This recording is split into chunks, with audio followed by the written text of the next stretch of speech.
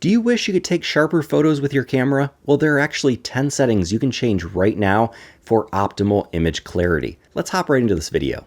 The first of these settings is image resolution. Now, sometimes people don't know that their cameras can take different resolutions of images. Now, you can take small, medium, or large in most cameras, and it's very easy to go into your image size and just ensure that you're taking the largest images possible. That means you're collecting the most amount of data and you're taking the highest resolution, sharpest images possible. So ensure that you check your image size before you go on your next shoot. The next setting you need to check is ensure your camera is shooting RAW. You can typically go into your camera's menu and see what kind of file format it is saving your images as. Now, I have an entire video explaining the difference between RAW and JPEG that I'll link down in the description, but to basically summarize, there is a world of difference between RAW and JPEG, especially when it comes to image clarity and image sharpness.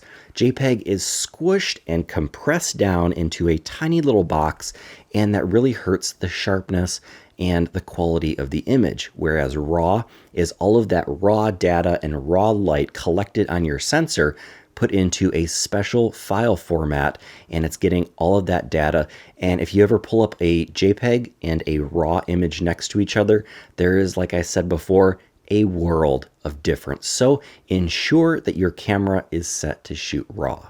The next way that you can ensure that you're getting the sharpest images out of your camera is to crop in camera.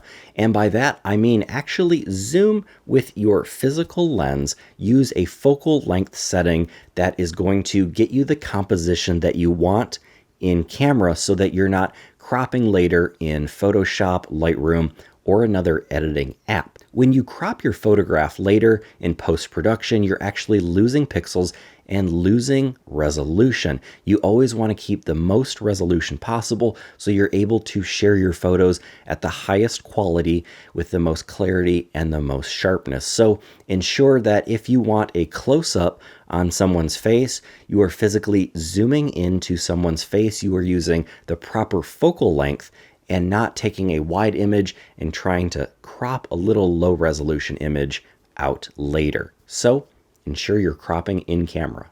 When you want the absolute sharpest images out of your camera, ensure that you're exposing your photographs properly.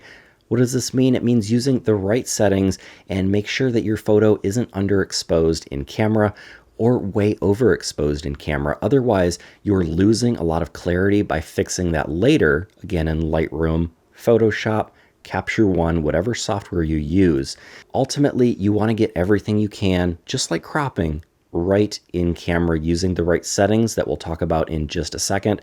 But get your settings right in camera. Every time you have to lift up your shadows when you underexpose your photograph, you're actually bringing out noise and you're completely ruining the clarity of your photograph. Another way to get the sharpest images out of your camera is to use the best shutter speed for the situation.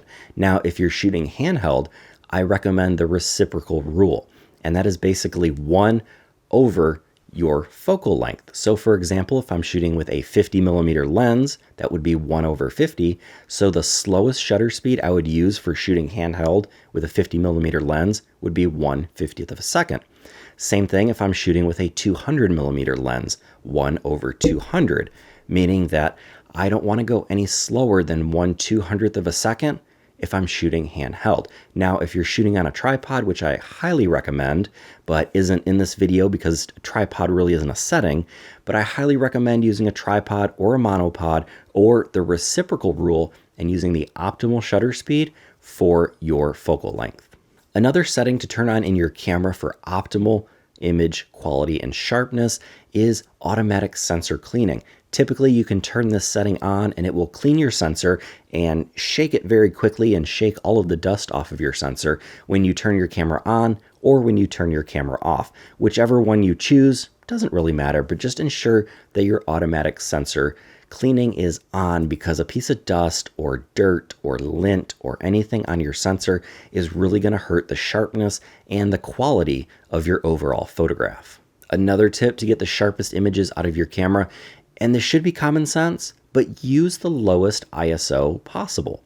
Now, I know camera sensors are continuously getting better every year. I get it, and I love shooting in low light. But that doesn't mean you should do an entire photo shoot in the dark, in a closet, under a blanket, at ISO 100,000. Stop pushing it. The farther you push your ISO, you are bringing down and ruining the image quality. The more of your image will be noise, which ruins the sharpness and the clarity. And then when you have to do noise reduction later on to get rid of all that terrible noise, you're really ruining the sharpness and image quality even more.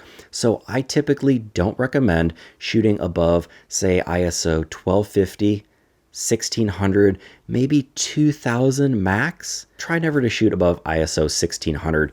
As a general rule, if you are shooting that high and you're really pushing your ISO to like 2000, 3200, that means you're lacking light. You have to feed your sensor light. Your camera eats light to live, basically. Just think about that. You have to feed your sensor light, and your images need light because a camera is a photography device. It's capturing photons, it's capturing light, and it needs light to make a photograph. So that was a very long-winded way of saying, give your camera light. If you're having to crank your ISO up too high, it means your camera needs more light and your sensor needs more light. So change another setting, open up your aperture, maybe slow down your shutter speed, maybe add a light to your scene, but don't always raise your ISO, or you're going to end up with some not sharp, not clear images. Tip number 8 when it comes to camera settings and getting the sharpest possible photos, and this one sounds kind of crazy, but don't stop down your aperture. And by stopping down, I mean closing your aperture.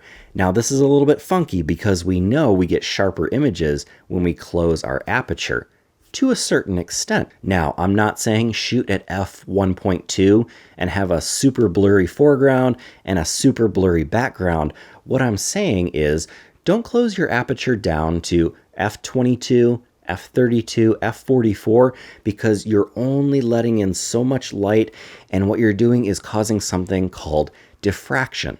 And diffraction is actually making your images softer. So after you get to about f16, f22, your images go from being extremely sharp and having everything in focus to having just a general blur over your photo and a general softness. So typically lenses usually perform their best somewhere around f5.6 to f8, maybe in that f11-ish range, but you ultimately really want to stay around that middle range and not be pushing up to f22, f44.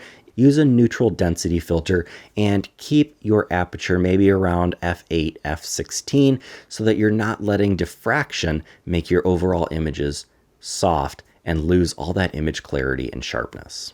Tip number 9 for getting tack sharp images is to know what focus modes that you're using and use the right one for each situation. For example, if I'm a photographer and I lock my camera down onto a tripod and I'm shooting something that's not going to move, let's say a landscape, a tree, or maybe a parked car, I don't really need continuous focusing on because that's just more of a chance that my sensor picks up something crazy going on somewhere and it focuses past what I'm trying to do or in front, so either back focus or foreground focusing on something that I'm not trying to focus on. So it's critical to know what all of your focus modes do in order to get critical sharpness. Make sure you're using the right focus mode for the right scene. Another example of this would be not to have eye or subject tracking on if you're photographing something stationary, for example, a car that's just sitting there. You don't want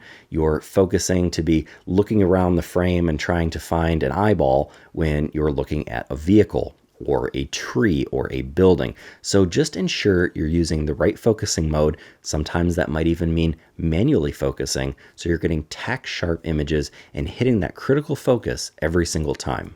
My last tip for getting the sharpest possible images using your camera settings is to use back button focus. I know it sounds a little bit scary, but most DSLRs and mirrorless cameras today have a little button on the back that helps you focus. So what that enables me to do is with my thumb on that back button, I can get critical focus, and maybe I want to move or rearrange my composition, recompose my image, find a new subject, and then I can use my finger to release the shutter. So by separating the two tasks of focusing and capturing the image and releasing your shutter, I guarantee you're going to get sharper photos. It does take a little bit of time to get used to back button focusing, but I promise you, once you get used to it after a photo shoot or two, you are going to thank me for the sharp photos that you are getting. So I hope you guys enjoyed these 10 tips for getting the sharpest possible images out of your camera.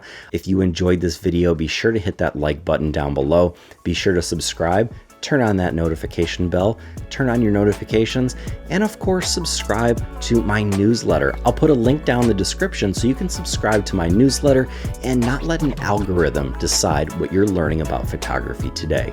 So until next time, get out and go shoot.